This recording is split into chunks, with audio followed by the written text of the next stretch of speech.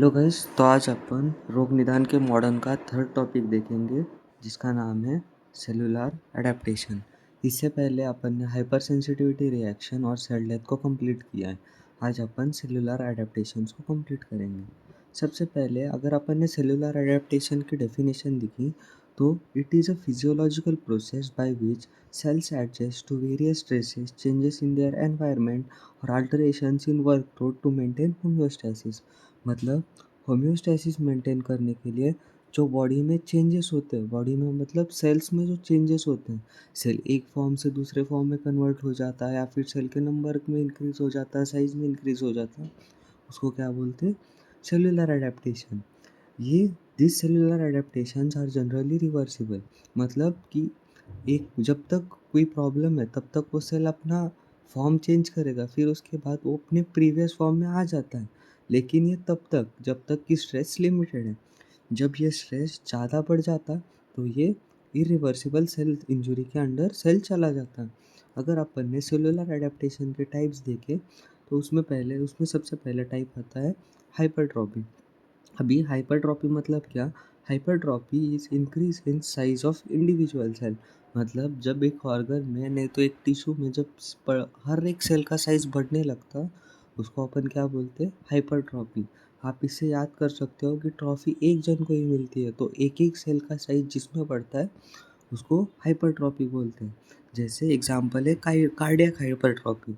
जब भी हाइपरटेंशन होता है या फिर जब भी बॉडी को फ्लो ज़्यादा लगता है ब्लड का, तब क्या होता है? कार्डियक सेल्स बढ़ने लगते हैं और उससे फाइनली क्या होता? कार्डियक हाइपरट्रॉपी हो जाती है। सेकेंड है हाइपरप्लेजिया। अभी हाइपरट्रॉपी मतलब क्या कि हर एक सेल साइज में बढ़ रहा था। अभी हाइपरप्लेजिया मतलब होता है increase in number of cells in tissue organ. मतलब जब पूरे सेल्स का नंबर बढ़ने लगता है तो उसको अपन क्या बोलते हैं? हाइपरप्लेजिया। ये किससे होता है? क्रोनिक इरिटेशन से हो सकता है, हार्मोनल सिग्नल से हो सकता है या फिर ग्रोथ फैक्टर्स के लिए इससे हाइपरप्लेजिया हो सकता है। एग्जाम्पल क्या है? Endometrial hyperplasia. इसमें क्या होता है कि जब फीमेल्स की बॉडी में एक्सेसिव ईस्ट्रोजन सीक्रेट होने लगता है, तब एंडोमेट्रियम ज़्यादा प्रोलिफरेट होने लगता है। मतलब क्या? नंबर ऑफ सेल्स बढ़ने लगते हैं, तो उसको अपन क्या बोलते हैं? एंडोमेट्रियल हाइपरप्लेजिया बोल सकते हैं। थर्ड आता है एट्रोपी। एट्रोपी मतलब क्या कि जब सेल साइज में भी डिक्रीज होता है और नंबर में भी डिक्रीज होता है, उसको अपन क्या बोलते हैं? एट्रोपी। इसका एग्जाम्पल क्या है? Muscle atrophy. जब भी कोई पेशेंट पैरालाइज्ड हो या फिर बेड रिडन हो हॉस्पिटल में, तब उसके जो इमोबाइल ये हो सकते हैं, लिम्स हो सकते हैं या फिर ऑर्गन्स हो सकते हैं, वो क्या करने लगते? श्रिंक होने लगते, इसलिए अपन उसको एट्रोपी बोल सकते हैं। उसके बाद अपन देखेंगे मेटाप्लेजिया। अभी मेटाप्लेजिया मतलब क्या? ये reversible transformation of one differential cell into another. मतलब एक अगर सेल समझो स्क्वामस एपिथेलियम होगा, वो कुछ टाइम के लिए चेंज होगा क्यूबॉइडल एपिथेलियम में, ऐसे अलग अलग में चेंज हो सकता है। अगर इसका एग्जांपल देखें तो इसमें अपन जो क्रोनिक स्मोकर्स रहते हैं उनमें जो columnar epithelium of bronchial lining होता, वो चेंज हो जाता स्क्वामस एपिथेलियम से। सिंपली मेटाप्लेजिया मतलब क्या? एक फॉर्म ऑफ सेल दूसरे फॉर्म में चेंज हो जाता है।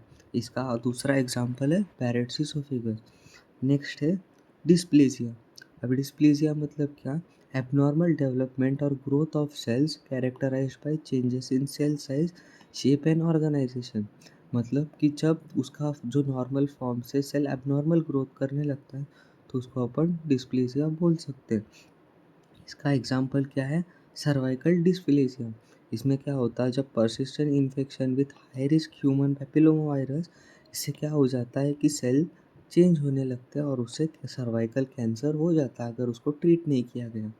इसका अगर मैकेनिज्म देखें तो एक तीन टाइप से हो सकता है। एक जीन एक्सप्रेशन से हो सकता, प्रोटीन सिंथेसिस से हो सकता, या फिर सेल्स कुछ चीज़ों के लिए अपने में चेंजेस ला सकते हैं।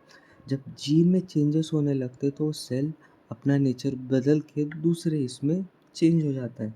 प्रोटीन सिंथेसिस एंड डिग्रेडेशन में द सेल्स में increase the synthesis of specific proteins to adapt the stress और degrade proteins that are changed और अननेसेसरी।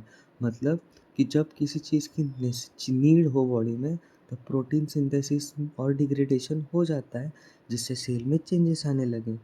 अभी इधर क्या दिया है, सेल में increase the number of organelles such as mitochondria to meet the increase energy demand.